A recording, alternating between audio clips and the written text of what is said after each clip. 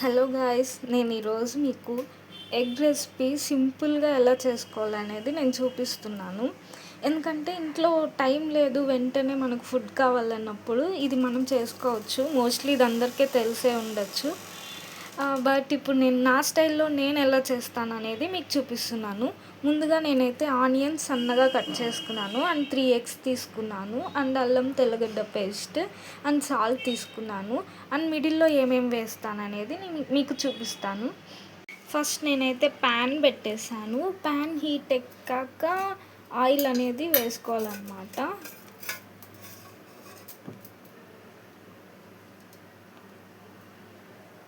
So నేను కొంచెం oil అనేది కొంచెం ఎక్కువగానే తీసుకుంటున్నాను.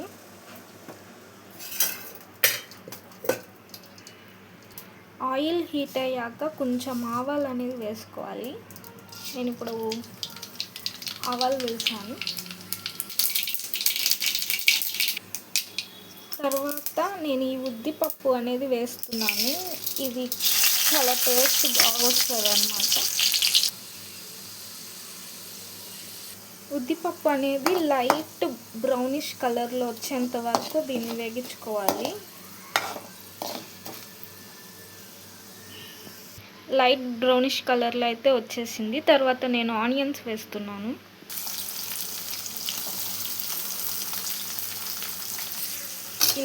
ఇలా ఆనియన్స్ అంతా వేసిన తర్వాత ఎక్కువగా ఏమి దీన్ని వేగించాల్సిన పని లేదు. లో ఫ్లేమ్లో జస్ట్ 2 మినిట్స్ పెడితే చాలు. సో ఎక్కువ వేగితే ఏమంత బాగోదు. లైక్ ఆనియన్స్ టేస్ట్ అనేది మనకు తెలియాలి. సో నేను 2 మినిట్స్ ఇలా చేస్తాను. తర్వాత నేను అల్లం తెల్లగడ్డ పేస్ట్ కొంచెం వేస్తున్నాను.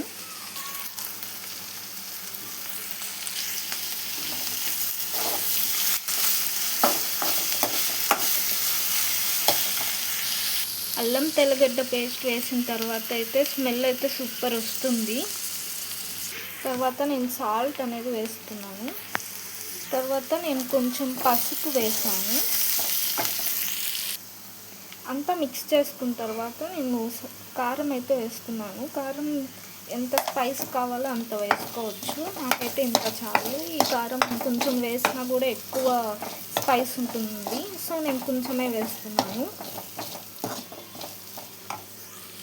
సో ఇవన్నీ వేసి బాగా అయితే మిక్స్ చేసేసాను. తర్వాత ఎగ్ వేయాలన్నమాట. నేనైతే టోటల్ 3 ఎగ్స్ అయితే తీసుకొని బ్రేక్ చేసి వేసాను. బ్రేక్ చేసిన వెంటనే ఫాస్ట్గా మిక్స్ చేయకూడదు. అలా చేస్తే అంత కరెక్ట్గా రాదనమాట. మొత్తం బజ్జీ అవుతుంది. సో మొత్తం ఫ్లేవర్ తెలియాలంటే లైట్గా ఇలాగా రౌండ్ చేసుకుంటూ అది బాగా అయ్యేంత వరకు చేసుకోవాలి.